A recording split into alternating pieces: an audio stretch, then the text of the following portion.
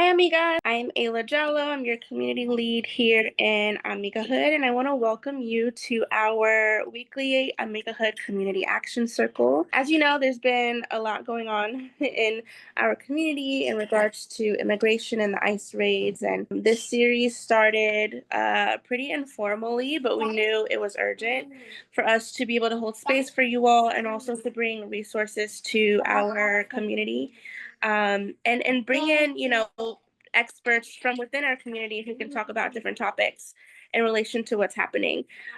So this week we're talking about finance and how finance can be used as a tool for activism to not only empower yourselves but empower your family, empower your community, and really how you can build wealth in a way that is intentional and is meant for the good of yourself and for everyone around you.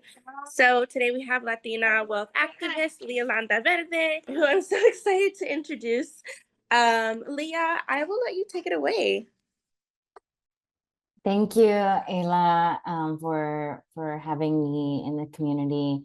You don't know much about me. I have been working in the financial field for over 10 years, and over the last 4 or 5 years, I've been working in community with my organization called Riqueza, where we have been doing a lot of community activations on financial literacy that we can understand that impacts our community, that is tailored to our nuanced relationship with money, that is trauma informed. And so, with that being said, I've also built my own brand talking about finances in a way that ties to activism, because I think now more than ever we see that money is political, and our people have so much opportunity and growth in this country, meaning we're like the largest organized ethnic group here in the United States. We have like what 4.1 trillion GDP here in the country,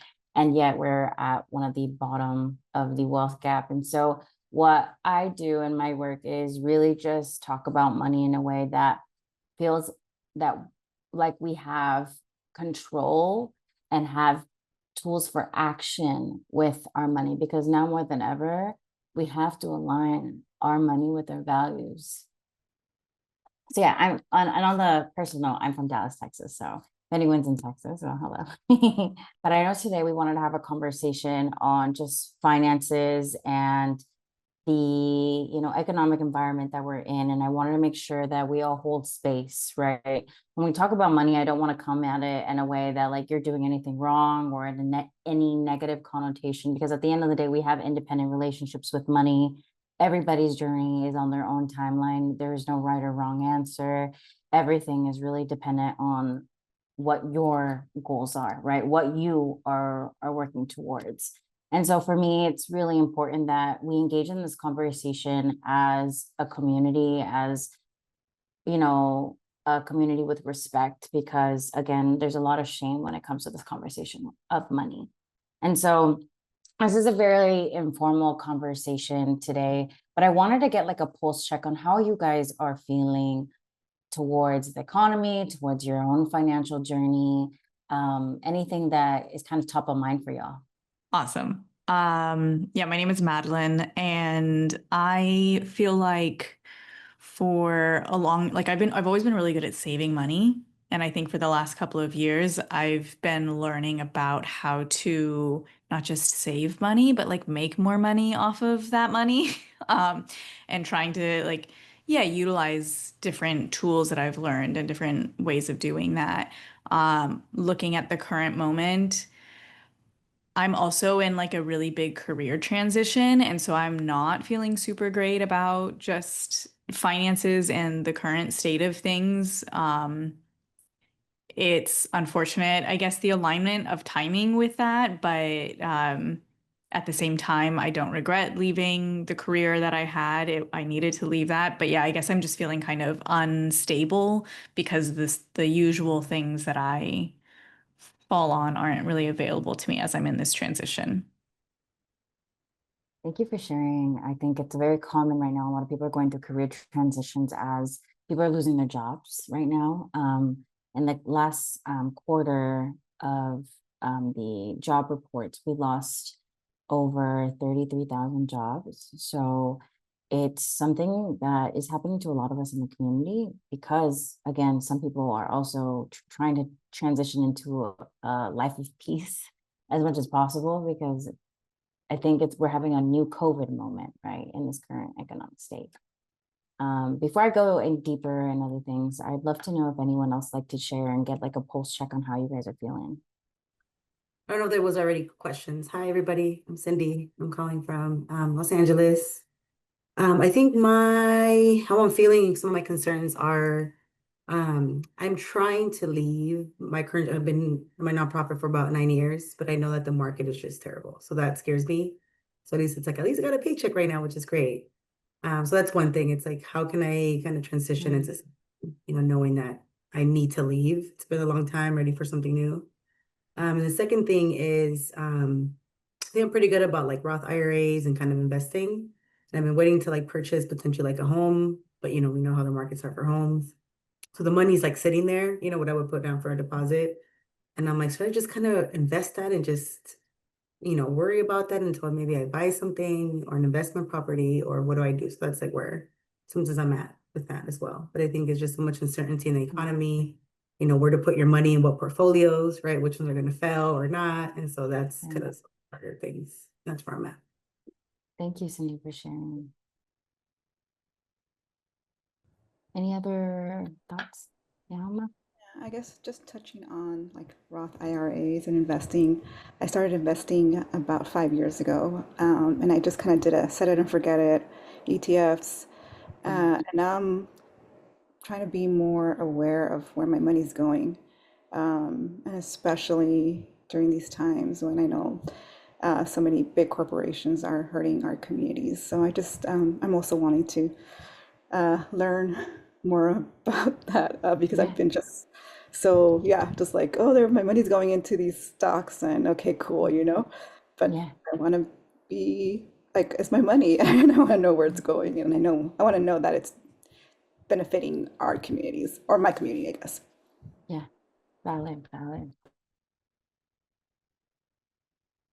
I can share too. And hi, everybody. Thank you so much for coming and joining us. I'm Priscilla. I'm with the We All Grow team. But I think personally for me, the concern that keeps kind of manifesting, and I saw this through a video, I can share the link. I thought it was really enlightening, was there, like, what is the American dream? Like that dream that our parents and our, elders came over here for, that felt so promising. Now that, I mean, me, myself, that I've been born here, and I just like feel that's so unattainable. Like it's, it's not the same opportunities that they had. It felt a lot easier. And now I feel like I don't know, I'm in the struggle bus. Obviously, with everything going on, it feels even tougher with all the challenges that they're trying to put against us. It feels even tougher. And so it's like, I think the recurring thing that I've even thought of is like, where do I find my out of America dream? Like, do I get out of America and find that dream somewhere else? And follow in the footsteps that my family did, which is kind of scary, but I know it's a reality for a lot of folk right now. So that's kind of at least the temperature over here.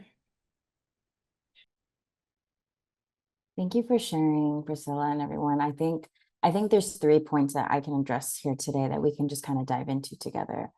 One is just like financial security and stability during these economic times.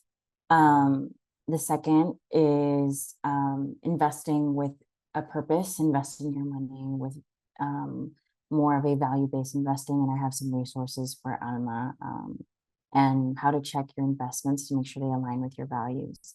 And then lastly, just getting an idea or like a Kickstarter conversation on what does the real American dream and or not look like, right? What does it look like elsewhere? And a little bit of the guilt conversation, because I feel that too as I prepare an exit plan. So I First of all, I want to kick off with saying thank you for being super transparent and vulnerable, because I know it can be hard to just have a conversation on money in a space where you don't know somebody, right? And so one of the foundational things that I teach is that having more vulnerable money conversations opens up the healing of the wound, the money wounds that we have, where we can feel a little more comfortable with each other and remove the shame. Because as we know, women tend to compete when it comes to career, money, and other things. And so I want to always create a safe space where there's no right or wrong. We're all on different journeys.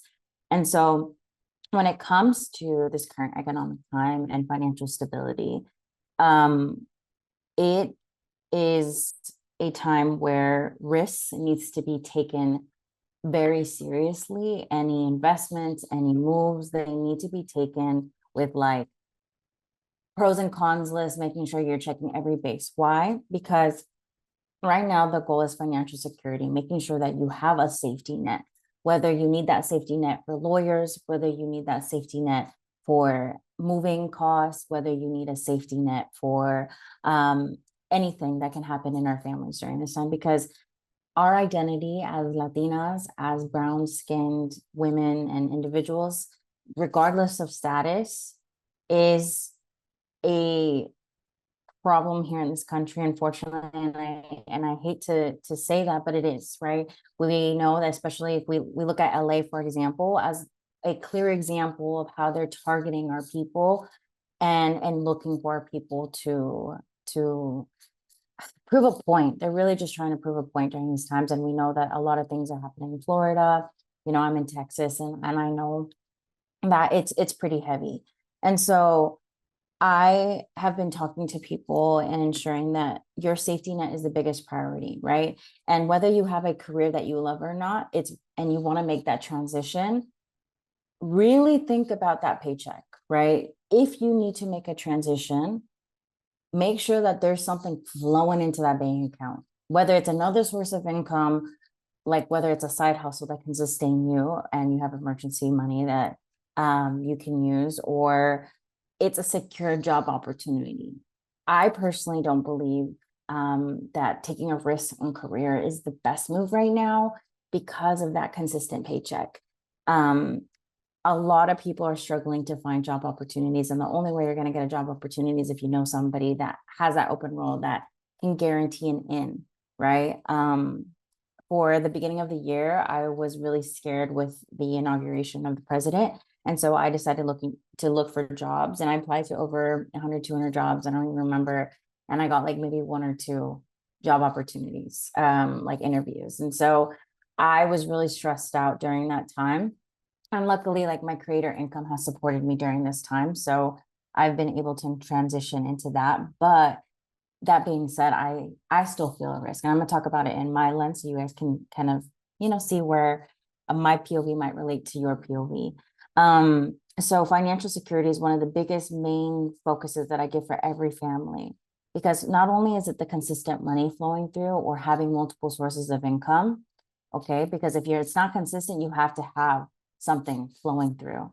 And the second thing is making sure that we're trying to get our ducks in a row of what a potential plan looks like for our lives, right? In the US, out of the US, because now we're a target in many things. And so I fear that we might risk, for example, losing a family member, making us make financial moves that are just out of like the moment, out of the spirit of the moment. And so making sure that we have these deep conversations with whether it's your parents, whether it's your children, of like, okay, this is our plan of action, okay? Because I really want to make sure that families are ready, because I know you guys have created wealth in this country, right? Whether it's your investment portfolio, whether it's the home that you have bought in, whether it's savings that you have, it's time to protect that in the best way possible. So I believe you guys, we were talking about this earlier, you guys maybe had a legal conversation of protecting your family, right? So there's also things that you can do to protect your assets that you have accumulated. So whether it's creating a power of attorney, just in case if things go south and, for example, you are detained, you have someone there that can help you and move assets accordingly based on your goals and wishes that you desire, right? Making sure that you have beneficiaries listed on your accounts to get access to those accounts. And also just thinking about what would life look like outside of the country without feeling shame. Because in this plan of financial security, I think of that as one of the options, because if I'm not like secure, not only with my money, but also my safety, what moves do I have to make, right? And so that's why financial security, when I look at that as a foundation, that is your savings, your 3 to 6 months of savings. Think about, like, I'm thinking about, okay, how much is it going to cost me to move? How much is it going to cost me to, let's say, buy my passport for like getting dual citizenship, right? A lot of people are considering that as their options right now for safety, okay, security. And I wish we were in a position where we had to have these conversations, but unfortunately, this is kind of the point that we're getting to. And in most cases that I've seen with a lot of my clients, they're just making sure that they have the financial means to make moves. So savings accounts, you have a high yield savings account, where you can earn a little bit of interest on those savings is going to be important. Now, if you have financial means to make moves, right? I know some of y'all mentioned investments, having cash on hand.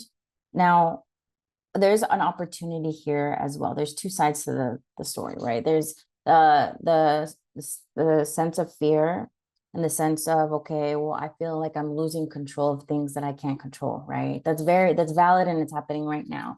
But those who have an opportunity to invest more or maybe buy home or buy property, it really just depends on your financial plan, like of what you desire. What does your riqueza look like is how I put it, right? Some of you might think of riqueza as out of the country.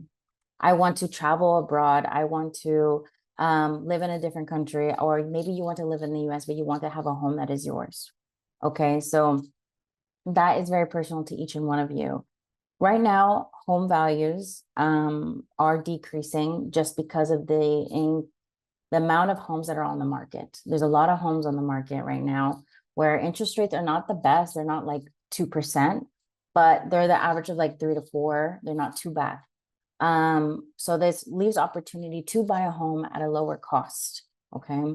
The only thing with buying a home, there's the risk of the investment of the home, like the down payment, plus the upkeep of the home, right? If it's not brand new, right, you're probably paying for, maybe you need concrete, you need plumbing, you might need this, you might need new furniture. So those are investment costs. If you have the financial ability to make those investment costs without sacrificing your financial security, okay, whatever that number looks like, whether it's 10,000, 20,000, 30,000, 40,000, again, whatever that looks like for you, and you're not behind, it's just, you got to start planning what that number looks like for you. Then by all means, if that's your goal, your financial goal is to have a home where you find it, no one can take that away from you in your state, you want to be stable there, by all means, you can look at the opportunity and see if this is a best action for you and your goals. Again, if you want to buy a home, that's on your plan. If your plan is not to buy a home in the United States, that's okay. There's nothing wrong with that, right? If your plan is to leave the country, which some of you have mentioned, or feel confused about that idea, the way that I see this movement right now is, it is a privilege to leave, right? But I think, Priscilla, you said something very important. If our parents sacrificed their time, their energy to cross countries, to live the American dream, because they were going through turmoil, stress, guerras, whatever that looked like, why can't we make the same decisions for ourselves and our own families, right? We're in this similar situation, but we're in modern day America, where our families, and I'm speaking on behalf of, like, let's say my parents, they have been sold the American dream, and the goal is to be closer to the proximity of whiteness, right? To what they have. Now, I've talked to them a lot about, it doesn't matter, Papi, you're never going to get close to you're never going to be white. You're never going to have what they have, the privilege that they have. No matter how much money you may have, you're still, the color of your skin now shares more, like now more than ever, proves that you're not them.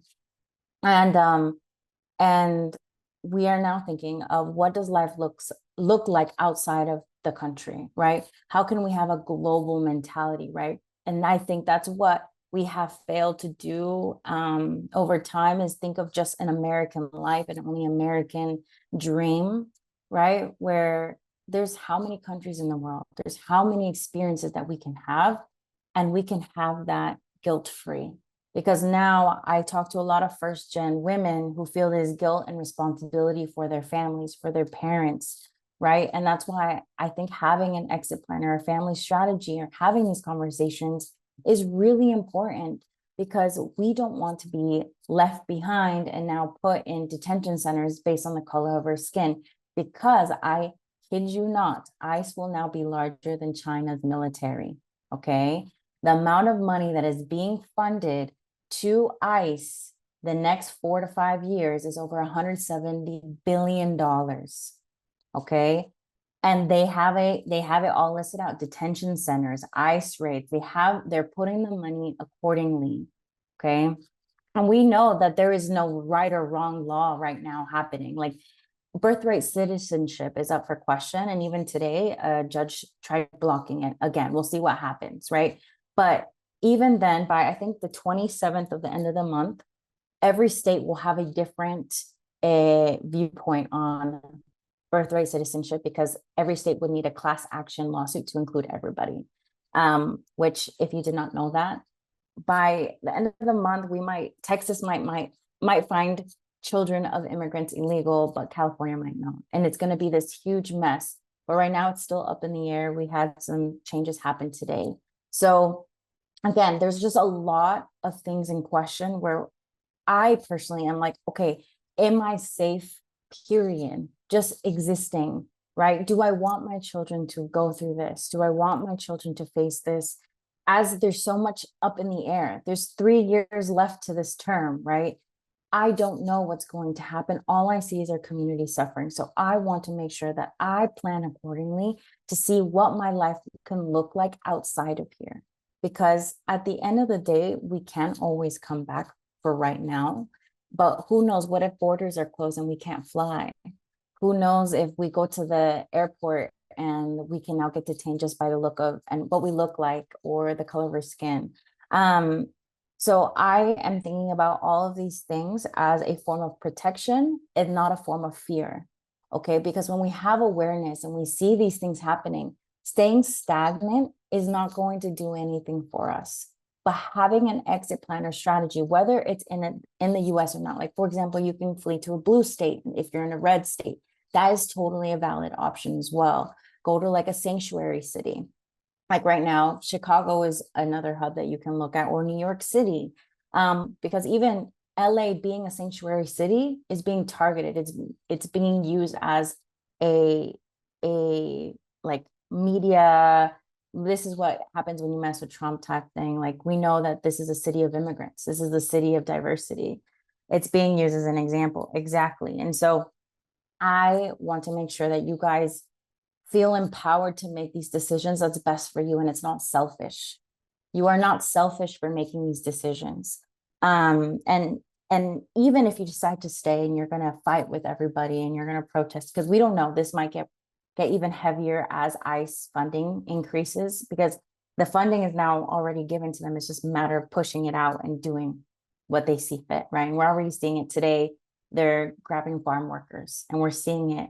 And the thing is, it's no longer something you find on the news. It's something you find on your TikTok now. You're seeing it happen real time, and it's very overwhelming. And so for me, the way that I think about it is, what do I want to make sure that I have? Can I make sure that I have my home is safe, that I won't be targeted in my home city, that I won't lack access to resources? Will I ever, like, I'm trying to think of things that, and I have a list that I can give you guys. I have an exit plan strategy list that you guys can consider to use on your own, like preparing legal documents. And I can send that to Ayla so she can send to you guys. And questions to ask yourself. When's going to be that time? When is it going to be that move that I need to leave or go to a blue state or whatever it may look like? But I I think now more than ever, moves need to be made for financial protection, whatever that looks like for you. Having that safety net, adding another source of income, if it's safe for you to do so, because I don't want you to take a risk. If your status is, mixed status, household, I don't want you to like risk yourself by getting another job that can put you in a place where you're no longer safe. So multiple sources of income. One, financial security with a safety net, saving. Okay. I also recommend at least having 1 month's worth of cash, like of your expenses, in a safe at home. Okay. Because God forbid we can't get access to our bank accounts automatically. We at least have 1 month saved in a safe for us to use and have access to. Then third, for those who are making investment decisions, okay, make sure that it aligns with your goals. And especially for those who are investing in the stock market, I made a video about this. It's called prisonfreefunds.org. You put it in the chat. This organization, what they do is they check the ETFs that you are funding or in your 401k portfolio, and they check to see if they're like the GEO Group, Core Civic, all the private prisons that are used for detention centers. They are making sure that they can review the ETFs and the stocks inside to make sure they align with your values. So they'll check, okay, this stock that's inside this fund is, a risk of X, Y, and Z, and they'll explain it. And I made a video that I can share that kind of goes through it. And it's a nonprofit organization that I found. I was just doing research because I myself don't want to fund more of this, because GEO Group and Core Civic, their stock has increased dramatically over the last 6 months since Trump became president. And we're seeing that clearly this is the game. This is the game that's being played. And I want to make sure my dollars are not a part of it. Okay. And this is where you really want to think about how you move your investments. Okay. So I'm going to quickly actually share my screen to show you what it looks like. Because I think this is a resource that we can all use. And they have actually other ones like for climate change as well, if that's something that you're passionate about. So I'm going to quickly share my screen and show you. This is Prison Free Funds. So for example, you can go in here and you can put the ticker. They only do ETFs. Okay. So you can't really plug in a stock. It's really just for funds. So this is one of the most popular funds that we as investors use to get access to the stock market and getting multiple funds inside. Here we have VU, and you can tell you we have 0 funds in private prison operators, but there are funds that have higher risk. And I specifically know one, Palantir. This one is a surveillance system that is being used in detention centers and ICE. And this is why it's a high risk. Their stock actually blew up the last few days because people know that detention centers are increasing and this technology is being used actively.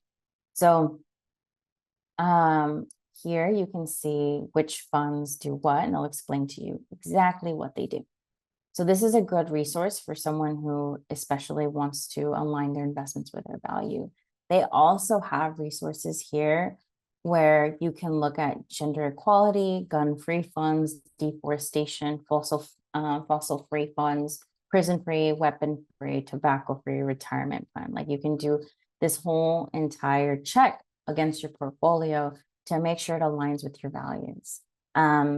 I really like this because they also have a talk to your, I think it's this, they have a letter that you can use to send, yes, right here, to send to your retirement plan at your 401k provider, your HR, be like, hey, this is my concern, that these companies are not socially conscious, and or maybe you don't know, and I believe it's my right to know what companies my retirement savings are invested in. So this is a doc that you can use to send an email to your HR if that's something that matters to you. So I personally have been using this recently to just check my funds and move things along. And what does that mean if you're investing in ETFs? And you're like, okay, Leah, but like, what can I do now if I don't know what else to invest in? Like, what do I invest in now? Well, they have funds that are rated A that can kind of tell you which ones, focus on which. So for example, emerging markets equity, this fund is clean for both our prison and industrial complex categories. Okay. They can tell you exactly why. They also have, let's see, you can look at all the ratings, their performance over time, and sustainability, and their rating scores on everything. So it's pretty cool. It's a pretty cool tool, because then you can actually start doing some research on where your money is going, because now more than ever that matters.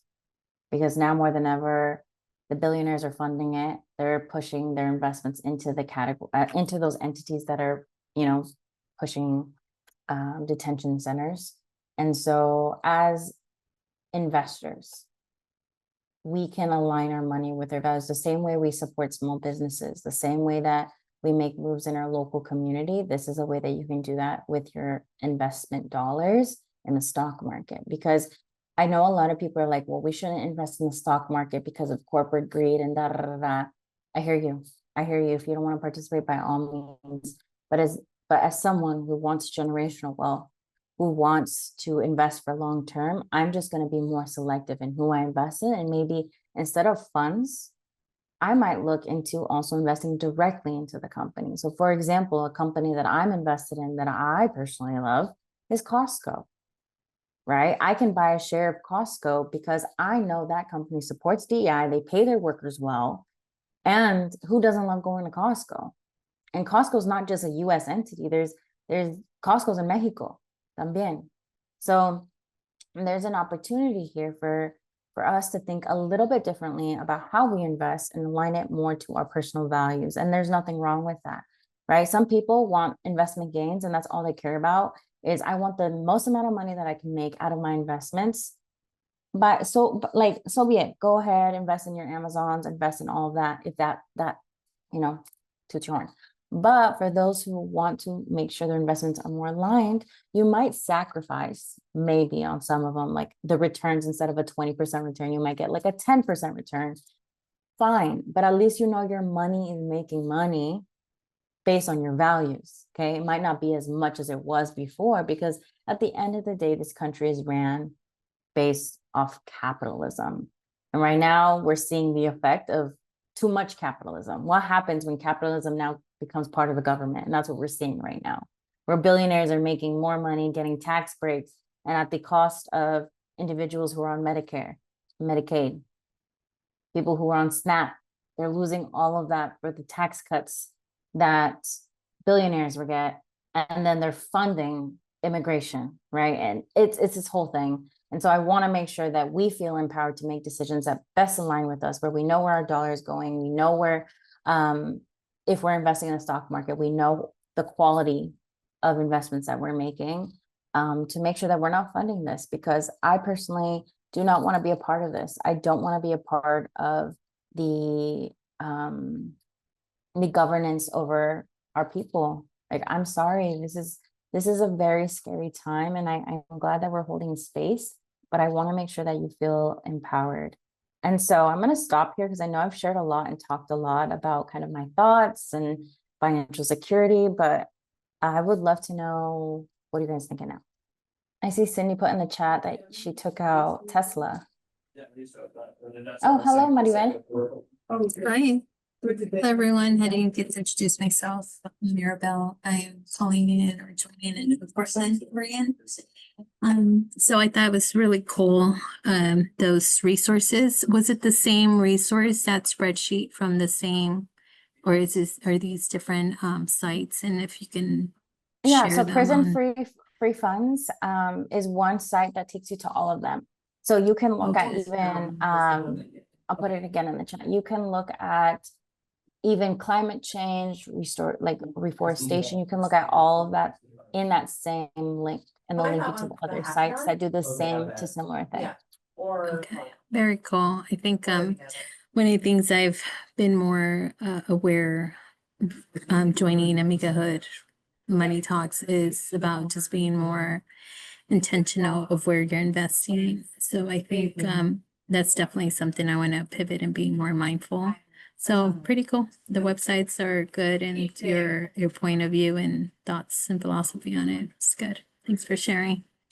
Of course, of course. I'm here to just really make sure that you have the tools and resources to make decisions that align with your values. That's all that matters right now, is what do you value during this time and matters. Like for example, I fight with my parents because they're like, I don't want to leave the US.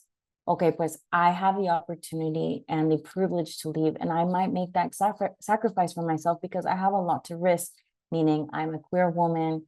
I don't want my family to be targeted at any point, and I just want to live a life of peace, and I deserve that, and that's okay. Why do we fear happiness and peace? Why do we fear safety? Right? Because this is my theory, and you guys can chime in, is que our ancestors only have known struggle. We've only known fear. We've only known being targeted. We've only known the fight. But what if we opt out of it? What if we break the generational curse and say, no, this fight is not mine anymore? Because to be honest, it's not our fight anymore. This is a whole fight, a political act that is not your responsibility to solve. There's going to be a lot of us, don't get me wrong, there's going to be a lot of us in the forefront marching. I've been marching, I've been protesting, I've been making videos of awareness. We can do all of that, but we can also opt out for peace. And there's nothing wrong with that. There's nothing wrong with protecting yourself and your family. You end the generational curse there. Because I know my indigenous ancestors sacrificed a lot. They lost everything. But I think to myself, Leah, do you want to continue that? Is that an option for you? You know, can you leave?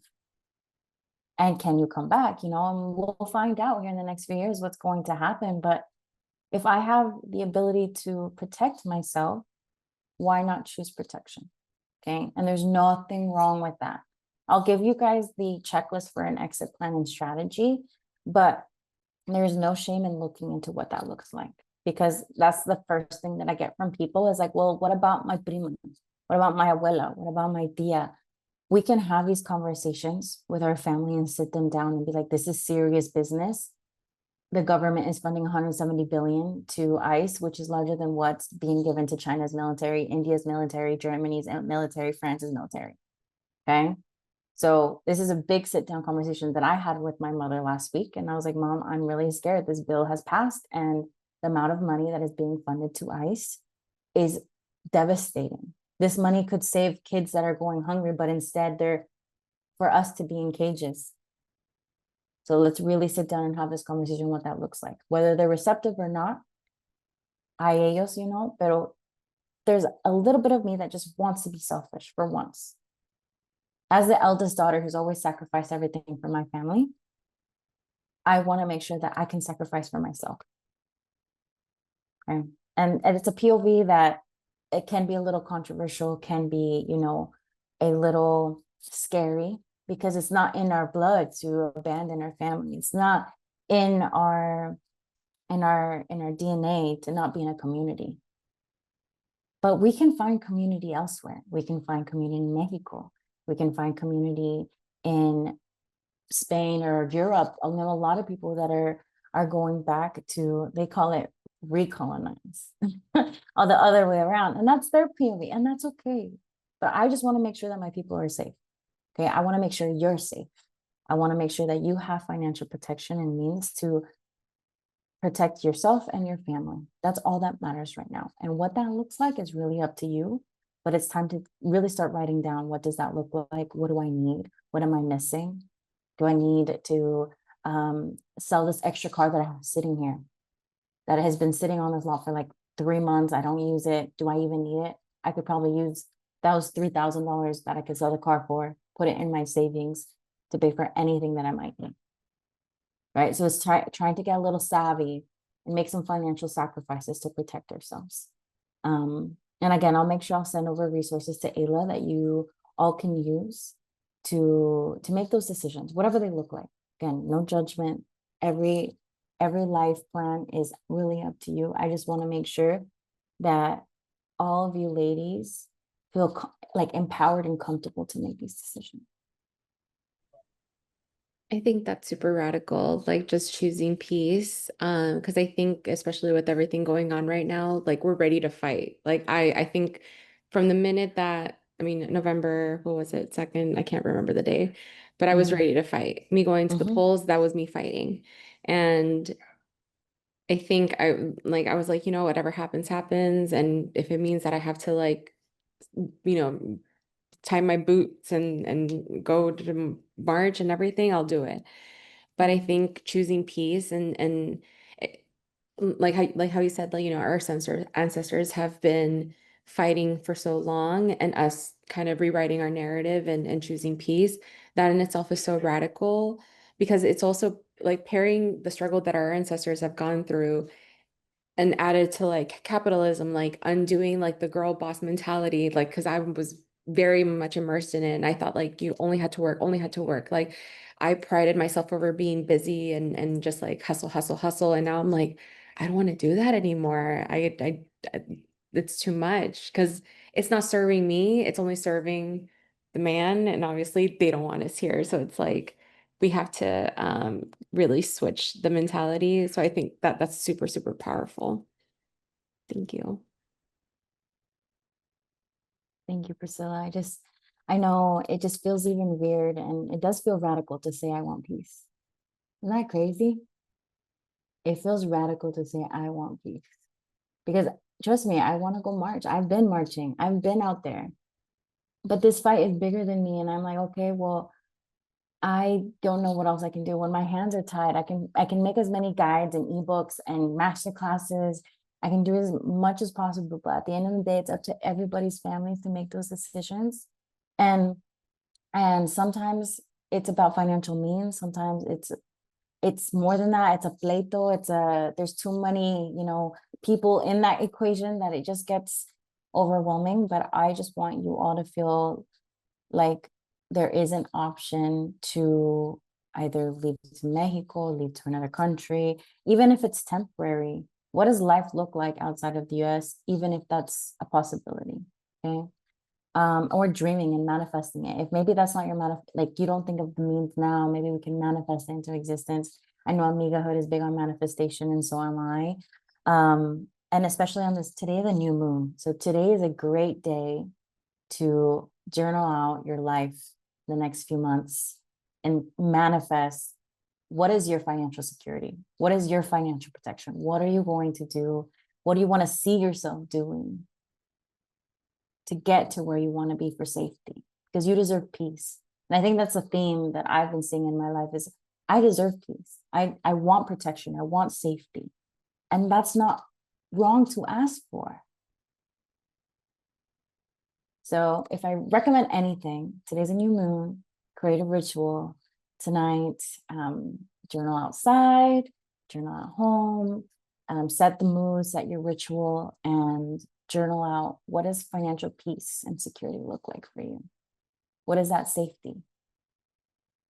And seeing how, hopefully the downloads come through where you can see what steps you need to take next. Because once we have a vision of where we want to go, then it gets easier for us to plan to get there. But if we have nowhere or no desire or don't know, we're feeling lost, it's kind of hard to create the steps. So that's my little ritual for you all today, is to really think of what peace and safety looks like for you. Thank you so much, Leah. I have no questions. Just thank you for your time. When I had originally reached out to you, I was thinking this was going to be, and it has been super informative.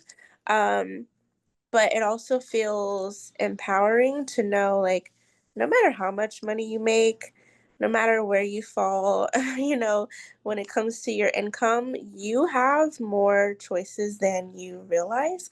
And whether you have $10 to spare or $1,000 to spare, you can do something very powerful with that, for yourself first, and how that ripples into how it impacts the community. I mean, even this resource you shared about, knowing what exactly you're investing in. I mean, that's something that like I've had conversations with my husband about too, because that's super important to us. Wanting to make sure like, yeah, where our money goes is like something that we can feel good about, and um, but yeah, I mean, even something like that, like we, if you have the internet, you can at least do that, right?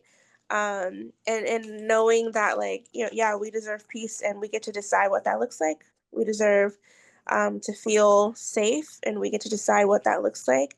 One thing that I've been thinking about really over the last couple of years is like, as Latinos, te- I, I I think we honor our family, like that's just part of our culture. But sometimes I feel like that looking back can sometimes hinder us from recognizing, like, wait, but we're going to be someone's ancestor too at one point. And so, how do we want people to look at us? Are they going to look at us and say, like, well, we just kept doing what, the people before us did, or we just, our existence was simply to honor them? How do we honor the people coming after us and just ourselves in the present moment too? So I love that homework assignment you gave us about thinking about peace and safety, because we matter, and we can say thank you to our parents or grandparents, whoever in our bloodline may have come to this country. But how radical would it be if there's some generations after us that say thank you to us for getting out of here, or doing what we feel we need to do in the present moment. And so, yeah, we get to decide that. So thank you for that reframe. Thank you, Ava. That's the way that you put it is beautiful, right? Like I think our ancestors, like I saw this post, this message, like we are the future ancestors, right? We are, when our next generation comes, like 3 generations down the line, they're like, I'm gonna be so proud. Like I would be so proud of my ancestor to be like, thank you for taking me out of a world where I thought capitalism and working every single day from Monday through Sunday, because a lot of people still work the weekends, right? Getting paid minimum wages with no health benefits, sacrificing all their time to make ends meet, to change that life to something different, whatever that looks like. And we have choice. But because we've been so built on this capitalistic lifestyle, that at the end of the day, we're losing our own true selves. Because when we look back at our ancestors, our indigenous ancestors, they didn't work all day, 7 days a week. They showered every single day. They took care of their community. They embraced each other. Life was a lot different, right? And we see that when we go back to our homes, where life is a lot more simpler. Yes, there's a lot of other struggles, don't get me wrong. Nothing is ever perfect. And I think that's something we can address. Like there are privileges that others have, and there's ways that we can reinvest back into the community. But imagine the way that we've invested into our communities in our own local cities. Imagine if we did that back in our hometowns of our countries of origin. Imagine if we brought that energy to our communities and we reinvested and helped with education and businesses, education and marketing, education. I'm like, we would be powerful in Latin America if we brought all of our knowledge and resources wherever we went, if that's something that we choose to do.